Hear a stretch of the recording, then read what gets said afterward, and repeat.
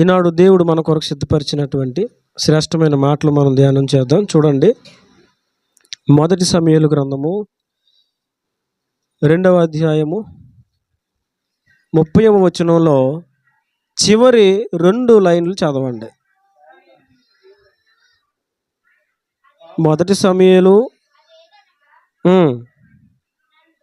2 లైన్ల చివరిలో, నన్ను గణపరుచు వారిని నేను గణపరుచుదును, నన్ను తృణీకరించువారు తృణీకారమొందుదురు. దేవుడి వాక్యముల ద్వారా మనతో మాట్లాడును గాక. ఇక అందరూ శ్రద్ధగా వినండి, అటు ఇటు చూడొద్దు. చక్కగా వాతావరణం కూడా మనకు అనుకూలంగానే ఉంది. ఈ వేసవకాలం మన మందిరంలో ఎలా ఉంటుందంటే, ఇటువైపు ల్యాంప్ వేడి, ఆ పక్కన ఎండ వేడి, మొత్తం ఈ హాల్ అంతా ఉక్కబోతగా ఉంటుంది. కానీ ఈరోజు దేవుడు చక్కటి వాతావరణము ఇచ్చాడు. మీరు కూడా చక్కగా వాక్యము వినండి, ఓకేనా? మంచిది. సరే, చూడండి, నన్ను గణపరచు వారిని నేను గణపరచుదును, నన్ను తృణీకరించువారు తృణీకారమొందుదురు. ఇది ప్రభువు మాట్లాడిన మాట. ఒకానొక సందర్భంలో ప్రభు ఏలీకి ఒక మాట తెలియజేశారు. దేవునికి యాజకుడుగా ఉన్నటువంటి ఏలీకి ప్రభు ఒక మాట తెలియజేశారు. అదేంటంటే, బాబు ఏలీ, నన్ను గణపరచువారు నేను గణపరుస్తాను, నన్ను తృణీకరించువారు తృణీకారమొందుదురు. ఎందుకు ప్రభు ఆ మాట మాట్లాడారంటే, 29వ వచనం మీరు చూసినప్పుడు చూడండి, అదే అధ్యాయంలో 29వ వచనం చూసినప్పుడు, నా నివాస స్థలమునకు నేను నిర్ణయించిన బలి నైవేద్యములను మీరెలా తృణీకరించుచున్నారు? మిమ్మును క్రొవ్వబెట్టుకొనుటకై నా జనులకు ఇశ్రాయేలీయులు చేయు నైవేద్యములలో శ్రేష్ఠ భాగములను పట్టుకొనుచు, ఏలీతో దేవుడు మాట్లాడుతున్న మాట, నాకంటే నీ కుమారులను నీవు గొప్ప చేయుచున్నావు, నన్ను గణపరచు వారిని నేను గణపరుస్తాను. కానీ నువ్వేం చేస్తున్నావు? నన్ను గణపరచడం మానేసావు. మరి ఏం చేస్తున్నావు? కుమారుల్ని, అంటే కుమారుల్ని గణపరచొద్దా? పిల్లల్ని పొగడొద్దా? పొగడొద్దు. ఇదేంటిది? మరి అంతే. పిల్లల దగ్గర వారి గొప్పతనం గురించి వారి దగ్గర పొగడొద్దు. మరి ఎక్కడ పొగడాలా? ఎవరైనా వచ్చినప్పుడు మా బిడ్డ నమ్మకస్తుడండి, మా బిడ్డ చెప్పింది చేస్తాడు, విధేయుడండి అని అక్కడ చెప్పాలి. అంతేగాని వాడి ముందు మా ఓడెంత మా ఓడంత అన్నావా, వాడికి ఇంక వచ్చేది ఊగిపోతాడు, ఇంకా ఊగిపోతాడక ఆగడక. పిల్లల ముందు ఎప్పుడు మనం వారిని పొగడకూడదు. ఏలి ఏం చేస్తున్నాడు? వారి పిల్లలను గొప్ప చేస్తున్నాడు. ఇప్పుడు పోను గొప్ప చేయడానికి ఏమైనా అర్థం ఉందా? వాళ్ళ పిల్లలు ఏమైనా మంచిగా ఉన్నారా? వాళ్ళ జీవితం ఏంటో మనకు తెలీదా? బహు దుర్మార్గులు. ఇక వారు దేవుని మందిరం దగ్గర చేస్తున్న నీచ కార్యాల గురించి అయితే ఇక మనం మాట్లాడుకోలేమన్నమాట. అంత భయంకరమైనటువంటి జీవితాలు వాళ్ళవి. ఇంత భయంకరంగా జీవిస్తున్న తండ్రి అయ్యుండి, ఒరే దేవుని కనపరచాలరా, మనం నువ్వైనా నేనైనా దేవుని కనపరచాలి అనడం మానేసి, ఒరే తప్పు చేయడం మానేయండిరా అని చెప్పడం మానేసి, ఆ ఉద్యోగుల నుంచి వారిని పక్కన పెట్టడం మానేసి వారు కొడుకులనే గణపరుచున్నాడు. కొంతమంది ఎలా ఉంటారో తెలుసా? అందరూ కాదండి, కొంతమంది తల్లులు ఎలా ఉంటారో చెప్పనండి. ఎవరైనా పక్కింటి ఆవిడ వచ్చి, ఏమమ్మా నీ కొడుకు మా వాడిని కొట్టాడు అంటే, ఎవరిని కొడతాడని మీ వాడు కొట్టుంటాడు మా వాడిని అంటారే కానీ పోనే పోనే ఆడే కొట్టాడు. కొట్టినా మనం ఏం చేయాలి? ముందు మన పిల్లల్నే, రే ఆడు కొడితే కొట్టండి, నువ్వెందుకు కొట్టాలరా నాన్న అనాలి. అండ్ అవునా కాదా? కొంతమంది తల్లులు పిల్లల్ని ఏం చేస్తారో తెలుసా? రెచ్చగొడతారు. 4 బాధ పోయావురా, ఏం చేయాలంట?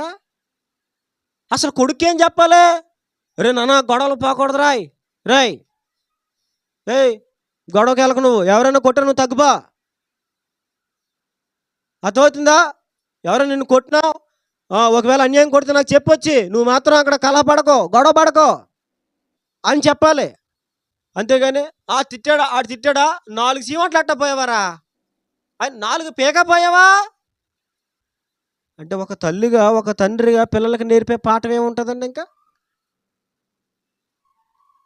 కొంతమంది ఇంతే. ఒక ఇంటికి కంప్లైంట్ వచ్చినప్పుడు ఏం చేయాలి? రే నువ్వు నిజమేనా అలా చేసావా తప్పురాదే అని కొడుకుని కొట్టాలా, కొడుకుని తిట్టాలి. కానీ అలా చేయరు. మరి ఏం చేస్తారు? మా ఓడు ఊరినే కొడతాడంటే మీ ఓడు కొట్టుంటాడులే. మా ఓడేనా తప్పు చేశాడు, మీ ఓడు చేయలేదా అంటే ఏంటిది? తప్పు చేసిన కొడుకు నువ్వేం చేసుకుంటున్నావు? గొప్ప చేసుకుంటున్నావు. ఏలీ చేసింది అదే. తప్పు చేసిన కొడుకుని ఏం చేశాడు? గొప్ప చేశాడు. మా నాన్నగారు చాలాసార్లు చెప్పాను మీకు, నేను మందిరంలో కూడా చెత్త కొట్టేసేవారు అందరు ఎదురుగా. మందిరంలో ఒకరోజు నా పుట్టినరోజు ఆ రోజు హ్యాపీ బర్త్డే టు యూ. నాకున్న కాన్ఫిడెంట్ ఏంటంటే పుట్టినరోజు రోజున డాడీ కొట్టరా. ఏంటది? ఎందుకని? జోలాలి రే నాన్న హ్యాపీ బర్త్డే. పొద్దున్నే మా డాడీ లేచి రే హ్యాపీ బర్త్డే రా అని చెప్పి మొగరిచ్చి అని చెప్పి ప్రార్థన చేసేవారు నాకు. ఆ రోజు ఇక గమ్ముని ఏం అనేవారు కాదు, తిట్టేవారు కాదు. ఇక నాకున్న ధీమా ఏంటి? పుట్టినరోజు రోజున కొట్టరు. ఈ ధీమాతో ఏం చేసామనుకున్నారు? ఆ రోజు రాత్రి ప్రతి నెల 15వ తారీఖున పెప్పర్ మందిరంలో ఆల్రెడీ ప్రేయర్ జరుగుతుంది. ఇప్పటికీ అదే క్రమం అక్కడ మా తాతయ్య గారి మందిరంలో. నా పుట్టినరోజు కూడా 15వ తారీఖు వచ్చింది. ఆ రోజు రాత్రి ఆన్లైన్ ప్రేయర్ జరుగుతుంటే మేమందరం ఏం చేసాం? మేము మా పెద్దమ్మ గారు అబ్బాయిలు మొత్తం 6 కలిసామంటే పెప్పర్ ఎగరేసేసేవాళ్ళం అనమాట. పెప్పర్ ఏరియా దడదడలాడిచేసేవాళ్ళం. పెప్పర్నే. మందు ఒకటే లేదు కానీ మందు తాగిన వాళ్ళు కంటే ఇక రెచ్చిపోయే వాళ్ళం అనమాట. మందు ఒకటి అలవాట్లేదు కానీ మందు తాగినోడు కంటే ఇక భయంకరంగా చేసేవాళ్ళం మేము. ఆ పైన కోతి దాన్ని కళ్ళు పట్టించారంటారు కదా, అలాగనమాట. ఇక మేము 6 కలిసి టీవీ దగ్గరికి వెళ్ళాం. ఎక్కడికి వెళ్ళాం? ఈ మధ్యలో ఒక భటుడు ఉన్నాడు. ఈడు ఏ భటుడు అంటే మందిరంలో కాసేపు, టీవీ దగ్గర మా దగ్గర కాసేపు. ఈ భటుడు దొరికాడు మా డాడీ వాళ్ళకి. రే ఎక్కడున్నారో చెప్పరని మా డాడీ కళ్ళార చేసరికి హాయ్ బాబోయ్ గోడి బేబీ గారి ఇంటి దగ్గర ఉన్నారు అని చెప్పేశాడు. ఇక చూసుకో మా నాన్నగారు వస్తున్నారన్న సమాచారం మాకు వచ్చేసింది. చెప్పినోడే పరిగెత్తుకుంటూ వచ్చి మీ డాడీ వచ్చేస్తాను సరే. ఇక చూడు పరుగులు అర్థమైందండి. దొరుకునోళ్ళు దొరికినట్టుగా బాధేశారు మా డాడీ. ఈ కొబ్బరాకు ఉంటుంది కదా, కొబ్బరాకండి పెద్దదే, ఎత్తి మర్యాక ఏతే అక్కడే కాదు మందిరంలో కూడా బాధేసేవారు. మందిరంలో ఒకరోజు ఆగడాల అంకుల్, ఎన్నో సందర్భాలు నాగడాల అంకుల్ మీటింగ్ జరుగుతూ ఉంటే ప్రార్థన మధ్యలో మా అన్నయ్య లేచి వెళ్ళిపోయాడు. మా పెద్దన్నయ్య ఎందుకు వెళ్ళాడు? మా అన్నయ్యకి పిట్టలు కొట్టడం బాగా ఇష్టం. కనబడిందా కొంగ కొట్టేసి కాల్చుకుని తినేయడం. ఎక్కువసార్లు చేసేవాళ్ళు కాదు, అప్పుడప్పుడు. అలాగే వెళ్ళి మొత్తానికి ఏదో పిట్టను కొట్టాడు, దొరికింది. ఇంత పిట్ట తెచ్చాడు. మరి ఎందుకు తెచ్చాడు తెలీదు. మీటింగ్ మధ్యలో ఎక్కడ పోతారో అని చెప్పి పిట్టను నేలకేసి కొట్టి మా డాడీ మా అన్నయ్యని పట్టుకుని కొట్టారండి. ఈరోజు గుర్తుంది నాకు. ఎక్కడ అందరు ఎదురుగా. నేను ఒకటి చెప్తాను, అప్పుడు మా నాన్నగారు కఠినుడు అని నేను అనుకున్నాను. కానీ ఇప్పటికీ అనుకుంటాను ఆయన మా విషయంలో మేలే చేశాడని. సపోర్ట్ చేసి ఎవడు జప్పు చేయడు అని అనలా, కొట్టారు. ఏలి ఏం చేశాడు? వారి పిల్లలను గొప్ప చేసుకున్నాడు. కానీ ప్రభు ఏమన్నాడు తెలుసా? చివరిగా ఆయన మాట్లాడిన మాట ఏంటి తెలుసా? ఇదిగో నన్ను గణపరచు వారు నేను గణపరుస్తాను, నన్ను తృణీకరించు వారు తృణీకారం పొందుదురు. ఇప్పుడు ఏం చేయాలి? మనం దేవుని గణపరచాలి. ఎవరిని గణపరచాలి? ప్రభు మాట్లాడిన మాట మరలా చూడండి ఒకసారి. నన్ను గణపరచు వారిని నేను గణపరచుదును. చాలు, ఆ ఒక్క మాట చాలు. ఈ ఉదయం ఆ ఒక్క మాట చాలు. నన్ను గణపరచు వారిని నేను గణపరుస్తాను. అంటే మొదట మనం ఏం చేయాలి? దేవుణ్ణి గణపరచాలి. సూటిగా స్పష్టంగా అడుగుతున్నాను, దేవుణ్ణి ఎలా గణపరచాలో తెలుసా? పర్వాలేదు చెప్పండి, ఇబ్బంది ఏం లేదు. నేను నిన్న వాక్యం ధ్యానం చేస్తూ ఉంటే ఎలా గణపరచాలో కొన్ని విషయాలు నాకు తెలుసు, మరికొన్ని విషయాలు దేవుడు నాకు చెప్పారు. ఆయన గణపరిచే విధానం ఏంటో నాకు కొన్ని తెలీదు. ప్రభు అంటారు, నన్ను గణపరిస్తే నేను వారిని గణపరుస్తాను. ఇప్పుడు మనం గణపరచబడాలంటే మనం ఏం చేయాలి? దేవుణ్ణి గణపరచాలి. దేవుణ్ణి గణపరచాలి అంటే దేవుణ్ణి ఏ విధంగా గణపరచాలో తెలుసుకోవాలి మొట్టమొదటిగా. అవునా? ఇప్పుడు దేవుణ్ణి ఎలా గణపరచాలి అనేది ఒక ప్రశ్న. ఆ ప్రశ్న మీ మనసులో పెట్టుకోండి. ఎలా గణపరచాలి అనేది ధ్యానం చేద్దాం, ఆ తర్వాత ధ్యానం చేద్దాం. అయితే మొట్టమొదటిగా ఇప్పుడు ఏం చేయాలి తెలుసా? నేను గణపరుస్తాను అన్నాడు కదా ఆయన. నన్ను గణపరచు వారిని నేను గణపరుస్తాను. ఇప్పుడు మనలను దేవుడు గణపరచడం ముఖ్యమా, మనుషులు గణపరచడం ముఖ్యమా? చెప్పాలి. మనల్ని దేవుడు గణపరచాలా, మనుషులు గణపరచాలా? ఇప్పుడు మనం దేవుని గణపరచాలండి, అది ప్రశ్న, అది పక్కన పెట్టండి అంటున్నాను. ప్రభు అంటారు, నన్ను గణపరిస్తే, అది ప్రశ్నే కదా, పక్కన పెట్టేశాం. నేను గణపరుస్తాను. అసలు ఆయన ఒక వ్యక్తిని గణపరిస్తే ఎలా ఉంటుంది అనేది మనం తెలుసుకోవాలి. మనం ఎప్పుడు మనుషుల ఘనతలే, మనుషుల మెప్పులే కోరుకుంటాం. ఏమే ఈరోజు వంట ఎరగదీసావంటే అబ్బో ఈవిడ ఇంకా పొంగిపోయి, అవునండి, అవునా, మళ్ళీ వచ్చి వారు వండుతాను. గమ్మున ఏమైనా ప్రేమ వచ్చి, ఆయనకి ప్రేమ వచ్చి, నువ్వు చాలా మంచిదానివే అన్నాడు అనుకో, ఇక చూసుకో, ఆ రోజు ఇక నిద్ర పట్టదు, ఆకలేదు. ఎందుకని చెప్ప కుటుంబంలో భార్య భర్తలే కాదు, బయట కూడా ఎవరైనా గమ్ముని మనల్ని పొగిడితే, గణపరిస్తే ఇక మన కదలికలు ఉంటాయి. అంతేకాదు, మానవునికి ఉన్న ఒక బలహీనత ఏంటో తెలుసా? ఎప్పుడు మనిషి నుండి పొగడ్తలే కోరుకుంటాడు. ఏం కోరుకుంటాడండి?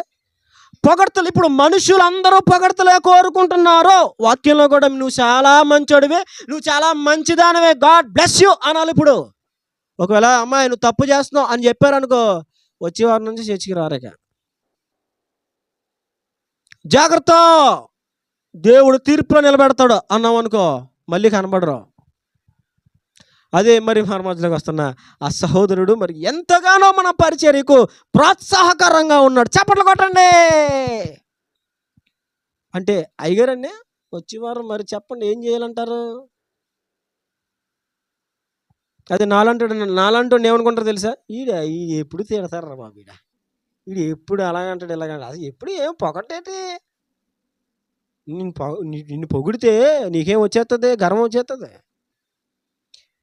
నీ గురించి నీ దగ్గర నేను చెప్పకూడదు. మరి ఎక్కడ చెప్పాలా? వాళ్ళ సాక్ష్యమును ఆశించిన వారి దగ్గర చెప్పాలి. వారి నమ్మకత్వం కొరకు గమనిస్తున్న వారి గురించి చెప్పాలి. వారు ఎలాంటోలో అని ప్రశ్నించిన వారి దగ్గర చెప్పాలి. అర్థమైందండి? కానీ చూడండి, మనకున్న ఒక బలహీనత ఏంటంటే ఎప్పుడు భూ సంబంధమైనటువంటి ఘనతనే మనం కోరుకుంటాం. కానీ బైబిల్లో రాయబడిన ఒక మాట నేను మీకు జ్ఞాపకం చేస్తాను. చూడండి, లూకా సువార్త 16వ అధ్యాయము 15వ వచనం. లూకా సువార్త 16:15.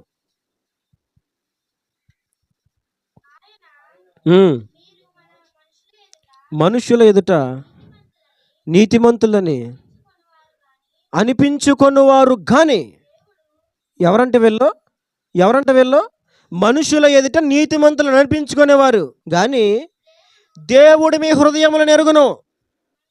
మనుషులలో ఘనముగా ఎంచబడినది దేవుని దృష్టికి అసహ్యమైనది. ఈ విషయంలో కొన్ని నేర్చుకోండి. ఇదిగో ఈరోజు మీరు నేర్చుకోవాల్సింది ఏంటో తెలుసా?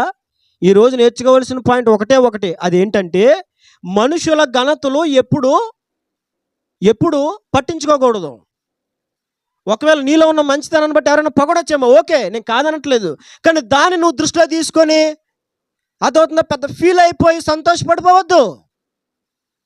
పోనీ నీలో ఉన్న నమ్మకత్వాన్ని బట్టి, మంచితనాన్ని బట్టి ఎవరు నీ గురించి పొగిడారు అనుకో, అప్పుడు నువ్వేమన్నా అంత ప్రభు దయనా, అంత ప్రభు కృపండి, ఆయన దేవుని దయండి, ఆయన దయం లేకపోతే మేమెక్కడండి అని అనాలి. ఇప్పటికే దాదాపుగా ఇంచుమించు నాకు తెలిసి పరిపూర్ణమైన లెక్క నాకు తెలీదు, ఒక 1600 లేదా 1700 లేదా 1800 మందిరాలు సంఘాలు కట్టినటువంటి దైవ సేవకుడు యేసన్న గారు. ఆయన ఒక రోజు ఏమన్నాడు తెలుసా? యేసయ్యే లేకపోతే అసలు యేసన్న ఎక్కడా అని మాట్లాడాడు ఆయన. అది చాలా ప్రాముఖ్యమైన మాట. నేను గొప్పోడిని అని అనుకోలే. ఆయన పరిచయం చేస్తున్న ఆ దినాల్లో ఆయన్ని పొగిడిన వారు చాలామంది ఉన్నారు, కానీ ఆయన పొగడ్తలు పట్టించుకోలే. ఎందుకో తెలుసా? మనలను మనుషులు కాదు, దేవుడు మనల్ని గణపరచాలి. బైబిల్లో కొంతమంది ఉన్నారు ప్రభువు నుంచి సాక్ష్యం పొందినవారు. హనోకు కొనిపోబడక మునుపు అతడు దేవునికి ఇష్టడై ఉండేనని సాక్ష్యము పొందెను. దావీదు కొరకు రాయబడిన మాటను తెలుసా? అతడు తన బ్రతుకు దినములన్నిట ఊరియా భార్యన బెత్షెబ విషయంలో తప్ప తన జీవిత దినములన్నిట ప్రభువు ఎదుట నమ్మకముగా నడుచుకున్నాడు. నోవహు కొరకు కూడా మనం చూస్తాం, ఈ తరము వారిలో నీవే నా ఎదుట నీతిమంతుడవై ఉండట చూచితిని. మోషే కొరకు కూడా దేవుడు సాక్ష్యం ఇచ్చాడు. ఒక దానియేలు కోసం కూడా ప్రభు సాక్ష్యం ఇచ్చారు. దేవుని చేత మనము ఘనముగా ఎంచబడితే అది మనకి మేలు. ఇక్కడ ఏం రాయబడింది? మనుషులలో ఘనముగా ఎంచబడినది దేవుని దృష్టికి అసహ్యము. మనుషుల్లో ఘనముగా ఎంచబడాలి అన్న భావన నీకు ఉండద్దు. ఒకవేళ ఘనపరిస్తే ఘనపరుస్తారు, నిన్ను పొగిడితే పొగుడుతారు, ఓకే, కానీ ఆ భావన నీలో ఉండద్దు అంటున్నాను నేను. ఇప్పుడు ఏంటది? కూరండే కొంతమంది పాపం భార్యలు అమాయకులు కూర వండేసి భర్త దగ్గర కూర్చుని ఇంకేం మాట్లాడేంటి, బాగుందా బాగాలేసి అప్పుడేంటి ఇంకానే అని చూస్తూ ఉంటారు. ఆయనేమో టపా టపా తింటూ ఉంటాడు. ఇక ఉండబట్టలేక చూసి చూసి చూసి అండి కూర బాగుందా అంటే కొంచెం బాగాలేదు, ఇంకంత డౌన్ అయిపోద్ది బండి. అదే నువ్వు విరగదీసి ఒక మామూలుగా లేదు టాప్ అన్నావు అనుకో, ఇక చూసుకో వాళ్ళకి ఇంకా ఆ రోజు అంతా ఎలా ఉంటుందంటే ఇంకన్నీ మర్చిపోతారు. ఇక నేను అదే చెప్తున్నా, అదొద్దు. అంటే నేను చిన్న చిన్న విషయాలనే చెప్తున్నా. ప్రతి విషయంలో భౌతిక విషయాల గురించి నేను చెప్పాను, కానీ ఆత్మీయ విషయాల్లో కూడా అమ్మో పలానా వ్యక్తి చాలా దైవభక్తి కలిగిన స్త్రీ, పలానా వ్యక్తి ప్రార్థనా పరురాలు, పలానా వ్యక్తి పలానా స్త్రీ అమ్మో చాలా మంచిది, తన ప్రవర్తన చాలా మంచిది అని ఇలా నీ కొరకు ఎవరైనా సాక్ష్యములు చెప్పినా చూడండి, దాన్ని లక్ష్య పెట్టొద్దు. ఎవరో నీ కొరకు సాక్ష్యము చెప్పాలి, నిన్ను పొగడాలి, గణపరచాలి అన్న ఆలోచన నీవు పెట్టుకోవద్దు. అర్థమైందా? నేను చెప్పిన పాయింట్ అర్థమైందా? అర్థమైంది కదండి? ఎవరో పొగడాలి అనే భావన పెట్టుకోవద్దు అంటున్నాను నేను. ఎందుకని ప్రభు చెప్పారు కదా, మనుషులలో ఘనముగా ఎంచబడినది దేవుని దృష్టికి అసహ్యము. ఇప్పుడు చూడండి, విశ్వాసులు ఘనపరచబడాలని కోరుకుంటున్నారు. ఈ రోజున సేవకులు కూడా ఘనపరచబడాలని కోరుకుంటున్నారు. ఒక యేసన్న గారు, ఒక భక్త్ సింగ్ గారు, ఆనాటి భక్తులు ఎవరినైనా మీరు చూడండి, వాళ్ళు ఎవరు ఎప్పుడు మెడలో పూలదండలు వేయించుకోలేదు. ఆనాటి భక్తులు ఎవరు సాల్వాలు కప్పించుకోలేదు. ఆనాటి భక్తులు ఎవరు రెవరెండ్ అని బిషప్లని పిలిపించుకోలేదు. ఒకటే భక్త్ సింగ్ గారు అయితే ఒకటే సహోదరుడు అని పెట్టుకున్నాడు ఆయన, అంతే. బ్రదర్ భక్త్ సింగ్ అంటారు అందరూ ఇప్పటికీ. హెబ్రోన్లో మీరు వెళ్ళండి, బ్రదర్ భక్త్ సింగ్ గారు అంటారు. కానీ ఇప్పుడు వచ్చేసి ఏమనే రెవరెండు, బిషప్, రైట్ రెవరెండ్ అంట. వెళ్ళిన చోట్లల్లో కూడా సన్మానాలు. ఇప్పుడు మా తాతయ్య గారికి 82 సంవత్సరాల వయసు. ఆయన చెప్పిందట తెలుసా, బాబు మేము 6 మనవుళ్ళం, ఇదిగో నేను చనిపోయిన తర్వాత 6 మనవులు వచ్చేయాలి, నా సమాధి పెట్టి మీరే మోయాలి. ఇప్పుడు 83 వచ్చేస్తే ఈ సంవత్సరం మా తాతయ్య గారికి.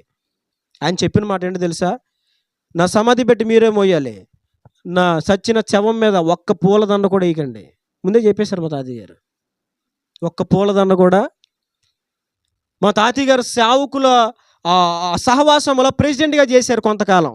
అప్పుడు మా తాతయ్య గారికి చాలామంది సేవకులు కలిసి సన్మానం చేయడానికి ప్రయత్నం చేశారు, కానీ మా తాతయ్య గారు వద్దనేశారు. అస్సలు వద్దు, నా మెడలో దండ ఎక్కద్దు, నా భుజాల మీద సాల్వ కప్పొద్దు, వద్దు.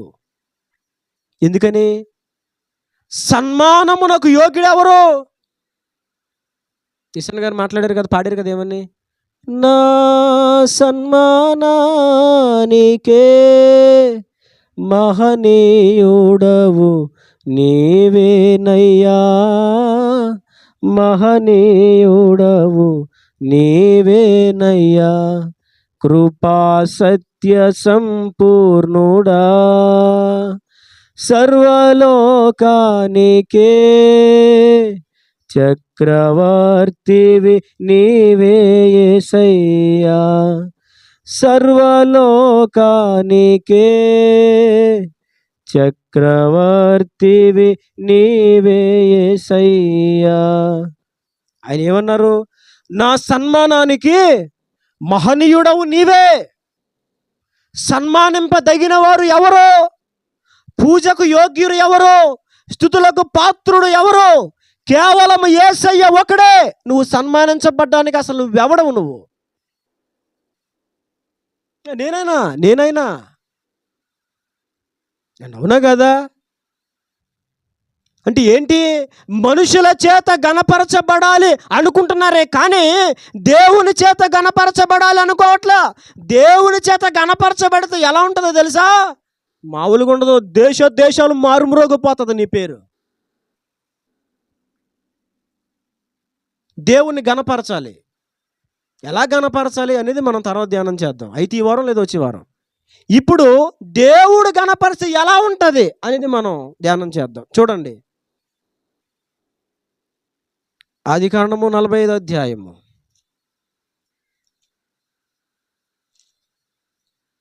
13వ వచనం. 45:13. ఇది యోసేపు మాట్లాడుతున్న మాట. ఐగుప్తులో నాకు కలిగిన సమస్త ఘనతను మీరు చూచినది యావత్తును నా తండ్రికి తెలియజేసి త్వరగా నా తండ్రిని ఇక్కడికి తీసుకొని రండని తన సహోదరులతో చెప్పి. ఎవరు మాట్లాడిన ఈ మాట? ఎవరు? యోసేపు. ఏమంటున్నాడు? ఐగుప్తులో నాకు కలిగిన సమస్త ఘనత. ఈ ఘనత ఎవరు కలగజేశారు యోసేపుకి? ఎవరు కలగజేశారు? దేవుడు. ఒకప్పుడు యోసేపు జీవితం ఏంటి? ఘనత కలిగిన జీవితమా? అన్నదమ్ములు పొగిడారా? మొట్టమొదటగానే అన్నలు పగబెట్టుకోవడం ప్రారంభించారు. ఎప్పుడో తెలుసా? నాన్న అందరికంటే యోసేపును ప్రేమిస్తున్నాడు. మొట్టమొదట వీళ్ళకి ఎక్కడ తేడా వచ్చిందంటే, ఎప్పుడు నచ్చలేదంటే యోసేపు అన్నదమ్ములకి ఎప్పుడు నచ్చలేదంటే, మొట్టమొదటిగా నాన్న వీడికి విచిత్రమైన అంగి కుట్టించి వీడిని ప్రత్యేకంగా ప్రేమగా చూడడం, ఇది నచ్చలేదు ఫస్ట్ వాళ్ళకి. ఎందుకు ప్రేమగా చూస్తున్నాడు యోసేపుని? నాన్న ఎందుకు ప్రేమగా చూస్తున్నాడు? చెప్పిన మాట వింటాడు, తప్పు చేయడు. అన్నదమ్ములు తప్పు చేస్తే పట్టుకొచ్చి నాన్నకే చెప్తాడు. ఇది అందుకనే తండ్రి యోసేపును ప్రేమించాడు. ఇది నచ్చక అప్పుడే పగబెట్టేసుకున్నారు. నాన్న ఎప్పుడు అనే చదువుతాడు, రానే ప్రేమిస్తాడు రా, మనల్ని పట్టించుకోడు. ఆడు చూసావా విచిత్రమైన అంగి కుట్టించాడు చూసావా అని చెప్పి అప్పుడే పగబెట్టేసుకున్నారు. కానీ ఇంకేం చేద్దామన్న ఆలోచన అయితే ఇంక రాలేదు. అప్పటికి ఇంకా అంత ముదరలేదు వ్యవహారం. ఈలోపు పాపం యోసేపు నమ్మకస్తుడు, మంచివాడు కదా, కపటాన్ని ఆ కోపాన్ని మనసులో పెట్టుకునేవాడు కాదు కదా. ఉన్నది లేనిది చెప్పి లేదా హృదయంలో ఏదో లేనిపోని భావాలు పెట్టేసుకొని స్వార్థంగా ఉండేవాడు కాదు కదా. ఒకరోజు తెల్లారి లేచి అనయా అనయా అనయా అని అందరూ అనయా నాకు కళ అయిందని అంటే, ఏమైందిరా కళ అంటే అంటున్నాడు, మనం సేలకి వెళ్ళాం, పనులు కడుతున్నాం, నా పనులు వేసింది, మీ పనులేమో నా పనులు చుట్టుకొని సాష్టాంగపడి నమస్కారం చేస్తున్నాయి అనేసరికి వీళ్ళకి 220 ఏంటది అది వెళ్ళిపోయింది. మీటర్ జర్రమని లేచిపోయింది. అంతేక ఊగుతున్నారు. పాపం చెప్పేశాడు. అర్థమైందా? పాపం నాకంటే అమాయకుడు అనుకుంటున్నాను నేను యోసేపు. ఎందుకని నేను మనిషిని చూసి మాట్లాడతాను. యోసేపు పాపం తెంగరోడు అనుకుంటున్నాను నేను. తెంగరోడు ఏం కాదులే, కానీ అలా అనిపిస్తుంది అప్పుడు ఆ సిచ్యువేషన్. మళ్ళీ ఒకరోజు మళ్ళీ పడుకుంటే కల అయింది. మళ్ళీ వచ్చేసి అమ్మా అమ్మా నాన్న అనేలారా అందరిని పిలిచేసి నాకు కల అయిందండి. ఏం కల అయిందిరా నీక? సూర్యుడు చంద్రుడు 11 నక్షత్రాలు నాకు నమస్కారం చేస్తున్నాయి అన్నాడు. ఇక చూసుకో మరీ పగబట్టారని రాయబడింది బైబిల్లో. మరీ పగబెట్టేశారు. ఇప్పుడు ఇక యోసేపునప్పటి నుంచి అందరూ నీచంగా చూడడం ప్రారంభించారు. తక్కువ చూపు, చులకన చూపు, విష చూపు చూడడం ప్రారంభించాడు. ఈడెప్పుడు దొరుకుతాడరా. అన్నదమ్ముల మధ్యలో యోసేపు ఘనత లేదు. అలాగని చెడిపోయినోడా, అలాగని పాపం చేసినోడా, తప్పులు చేసినోడా కాదండి. నమ్మకంగా బ్రతికినోడు, కానీ ఘనత లేదు. ఏం లేదు. మీకు విషయం చెప్పనా, యోసేపు మనుషుల ఘనతను ఆశించేవాడు కాదు, మనుషుల ఘనతలో కోరుకునేవాడు కాదు, మనుషుల పొగడ్తలు కోరుకునేవాడు కాదు యోసేపు. మరి ఎవరి ఘనతను కోరతాడో? నన్ను గణపరచు వారిని నేను గణపరుస్తాను. ప్రభా, అన్నదమ్ములు నన్ను గణపరిస్తే ఎంత, గణపరచకపోతే ఎంత, వారు నన్ను పొగిడితే ఎంత, పొగడకపోతే ఎంత, వారు నన్ను పట్టించుకుంటే ఎంత, పట్టించుకోకపోతే ఎంత, నీవు నన్ను గణపరచాలి. మనుషులు ఎప్పుడు పొగుడుతారని అనుకోకు సుమా. నీ భర్త ఎప్పుడు నేను పొగుడుతాడు అనుకోకు, నీ భార్య నేను ఎప్పుడు పొగుడుతుంది అనుకోకు. ఒక్కొక్కసారి తుస్సుమని పెడతారు, టైర్కి గాలిపోతుంది, తుస్సుమంటుంది, అయిపోద్ది. నువ్వు అనుకుంటావు ఎవరో నన్ను పొగడినా పొగడకపోయినా పర్వాలేదు, నా భార్య పొగిడితే చాలు అనుకుంటావు. నువ్వు ఆవిడేమో ఏం చేస్తుంది, తుస్సుమని పెడుతుంది. నువ్వు అనుకుంటావు ఎవడు పొగడపోయినా, ఎవరు పొగిడినా పొగడపోయినా నా భర్త నన్ను పొగిడితే చాలు అనుకుంటావు. ఆయనేమో ఎప్పుడు ఏం చేస్తాడు, నువ్వు తాడి చెట్లు నల్లగానే అంటాడు. ఈయన పొగడ్డా, ఏం చేయడండి, పొగడ్డా. నువ్వేం చేస్తావు, నా భర్త ఎప్పుడు పొగుడుతాడా. ఎందుకు వచ్చిందమ్మా, ఎందుకు వచ్చింది? పొగిడితే సంతోషపడు, కానీ బాగుంటా ఉండగా ఎప్పుడు మా ఆయన నన్ను పొగడాలి. ఎంతకాలం ప్రాకులాట, ఎంతకాలం? ఇప్పటికే సగం అయిపోయింది జీవితం, ఇంకెంతకాలం? యోసేపు అన్నదమ్ముల పొగడ్తలు కోరేవాడు కాదు. అమ్మో, ఇప్పుడు ఈ కలభావం యోసేపుకి తెలీదా? కలల భావములు ఎరిగిన వాడు, రాజుకి కల అయితే కల భావమును విడమర్చి చెప్పినటువంటి దైవ దూత ఆత్మ కలిగిన వాడు, దేవదూతల వంటి ఆత్మ కలిగిన వాడు ఎవరో తెలుసో. మరి ఎందుకు చెప్పాడు? వాళ్ళు ఏమనుకున్నా పర్వాలే, వాళ్ళు ఏమనుకున్నా ఏట్రా, అప్పటికే తండ్రి అనేసాడు, అప్పటికే అన్నదమ్ములు అనేసారు. ఏమని? నువ్వు మా మీద అధికారం అవుతావు, నోర్మాయ్ పోయినారా నానంటాడు. ఎరా, పెద్దోళ్ళు ఉండగా, ఇంట్లో పెద్దోళ్ళు ఉండగా నువ్వు అధికారం అవుతావేంట్రా, నోర్మాయ్. పెద్దోళ్ళు లేడేంటి? రూబెన్ లేడా, షిమియోన్ లేడా, లేవి లేడా, యోధ లేడా, ఇస్సాకారు లేడా, జబూలూన్ లేడా, నోర్మే నువ్వు అని తండ్రి కూడా గద్దించాడు బైబిల్లో. మీరు స్పష్టంగా చదవండి. యోసేపు జీవితంలో ఘనత లేదు, మనుషుల చేత ఘనపరచబడిన వాడు కాదు. చివరికి వాళ్ళు ఏం చేశారు, ఇష్మాయేలుకి అమ్మేశారు.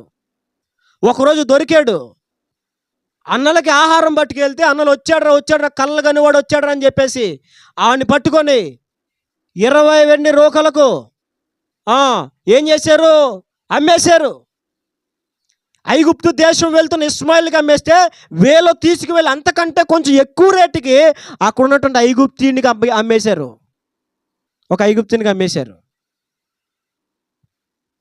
ఆ ఐగుప్తుడి ఇంటికి తీసుకెళ్ళి పనుడి కింద పెట్టుకున్నాడు. అక్కడ ఘనత లేదు, అన్నదమ్ముల దగ్గర ఘనత లేదు. అక్కడికి వెళ్ళి పని చేస్తున్నాడు. ఈలోపు తెలుసు కదా, ఇంకా పొతీఫరు భార్య కన్నేసింది, అక్కడ ఘనత లేదు. ఎక్కడికి వెళ్ళిన మనుషుల ద్వారా అతని ఘనత లేదు. కానీ వినండి, ఒకానొక దినం వచ్చిన తర్వాత దేవుడు యోసేపును అధికారిగా చేస్తే అప్పుడు యోసేపు సింహాసనం మీద కూర్చొని అధికారం వహిస్తూ ఆ దేశానికి చుట్టుపక్కల ఉన్న అనేక దేశాలకు ఆహారం పంపిణీ చేస్తూ ఉంటే అప్పుడు వచ్చారు ఎవరో ఊరుకోరా చెప్పేగానే కళలు అంట, కళలు ఈ కళ్ళగానే కూడా వచ్చాడు.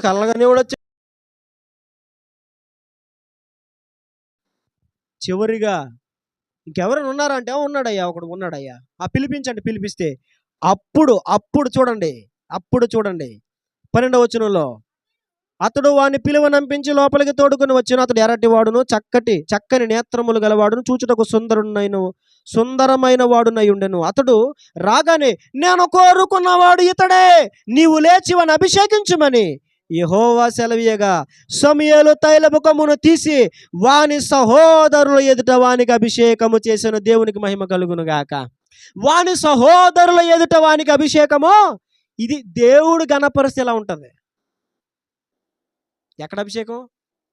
సహోదరులు చూస్తూ ఉండగా, సౌలు సైన్యముల యుద్ధ వీరులుగా ఉన్నారు, మొదటి 3 కుమారులు, వాళ్ళు చూస్తూ ఉండగా, ఆరోగ్యవంతులు, బలవంతులు, సుందరులు, ప్రయోజనకారులైనటువంటి ఆ యెష్షీ కుమారులు చూస్తూ ఉండగా, వారందరి ఎదుట గొర్రెలు మేపుకునేటువంటి దావీదుని దేవుడు రాజుగా చేశాడు. వారందరి ఎదుట. దేవునికి మహిమ కలుగును గాక.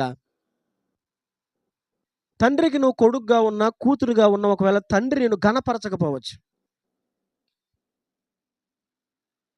తల్లికి నువ్వు కొడుకుగా ఉన్నా, కూతురుగా ఉన్నా, ఒకవేళ నీ తల్లి నిన్ను గణపరచకపోవచ్చు. ఒక సహోదరుడు అంటాడు, మా అమ్మ నన్ను ప్రేమించదండి, మా అమ్మ నన్ను సరిగా చూడదు, ఆడనే చూస్తుంది, నన్ను చూడదు, పట్టించుకోదు, ఎప్పుడు ఆడే కావాలి మా అమ్మకే, నన్ను మాత్రం పట్టించుకోదండి. ఈ భూ సంబంధమైనటువంటి తల్లిదండ్రులు కూడా కొన్నిసార్లు పట్టించుకోకపోవచ్చేమో. భూ సంబంధమైన తల్లిదండ్రులు నేను గణపరచకపోవచ్చేమో, కానీ నా దేవుడు గణపరిస్తే ఎలా ఉంటుంది తెలుసా? ఇప్పుడు దాకా అందరూ నిన్ను పట్టించుకోకుండా పక్కన పెట్టి, ఈడ పనికిరానోడురా, ఈడ ఎందుకు పనికిరాడు, ఈడి మాట, ఈడి భాష, ఈడి ప్రవర్తన, ఈడు వేస్ట్ గాడ్రా అంటారు కదా. 100 మంది అన్న తర్వాత 100 మంది ఎదుట నిలబెడతాడు దేవుడు. దేవునికి మహిమ కలుగును గాక. అది దేవుడిచ్చే ఘనత అలా ఉంటుంది. మనకు మనం గణపరచుకోవాలంటే ఏముంటుంది? ప్రభు చెప్పారు కదా, నన్ను గణపరచు వారిని గణపరుస్తాను, నన్ను తృణీకరించువారు తృణీకారం పొందుదురు. ఒక యోసేపును దేవుడు గణపరచిన విధానం చూస్తేనే అబ్బా చాలా అద్భుతంగా అనిపిస్తుంది. ఒక దావీదుని దేవుడు తన అన్నదమ్ముల ముందు గణపరిచిన విధానం చూస్తే చాలా అద్భుతంగా ఉంటుంది. అన్నలు కూడా ఈ దావీదు అంటే ఇష్టపడేవారు కదా. యుద్ధంలోకి ఎందుకు వచ్చారు నువ్వా? నీ హృదయపు చెడు తరం, నీ గర్వం మాకు తెలియదు అనుకుంటున్నావా? ఏదా దావీదుని మాట్లాడే మాటలు. కానీ దావీదు ఎప్పుడు బాధపడలే. దావీదు ఎప్పుడు అన్నలను పొగడలేదు. కనీసం నాన్న కూడా, సమూయేలు ఇంకెవరైనా ఉన్నారా అనేవారు కూడా, నాన్న కూడా నన్ను పట్టించుకోలేదని అనుకోలే. నేను ఎందుకు ఇంత ధైర్యంగా చెప్తున్నానో తెలుసా?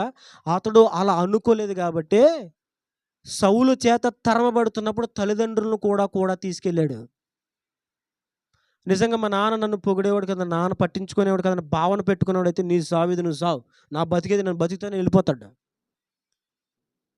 నాన్న ఘనత, నాన్న పొగడతలు కూడా పట్టించుకునేవాడు కాదు కాబట్టి నాన్నని జాగ్రత్తగా చూసుకున్నాడు తర్వాత కూడా. ఎందుకని, నాన్న నువ్వు నన్ను పొగిడినా పొగడకపోయినా నాకు పెద్ద విషయమేం కాదు, నన్ను నిత్యము పొగిడేవాడు ఒక ఆయన, నన్ను గణపరిచేవాడు ఒక ఆయన ఉన్నాడు. కాబట్టి ఈ మధ్యాహ్నం నువ్వు కోరుకోవాల్సింది ఏంటి తెలుసా?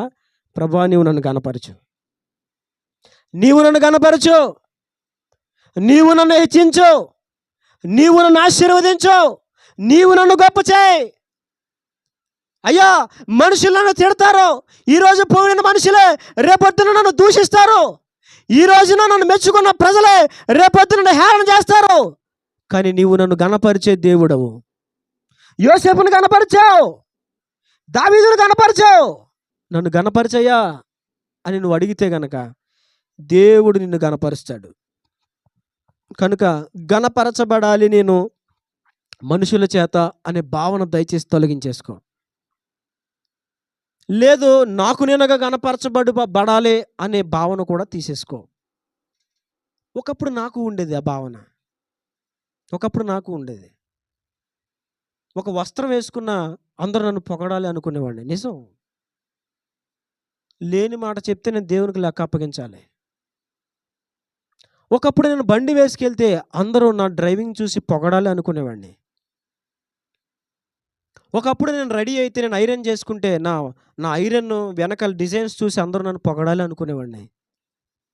ఒకప్పుడు నేను పాట పాడితే పాట పాడి ఇంటెనక్కి వెళ్ళి ఇంటి వెనకాల ఉన్న అక్కతో, అక్క పాట ఎలా పాడాను అని అడిగేవాడిని. అంటే ఏంటి, అందరూ నన్ను పొగడాలి, ఘనపరచాలి అనుకునేవాడిని. కానీ తర్వాత తెలుసుకున్నాను, దేవుడు నన్ను మార్చిన తర్వాత ఏంటో తెలుసా, మనుషుల పొగడ్తలు మనకి ప్రయోజనకరములు కాదు.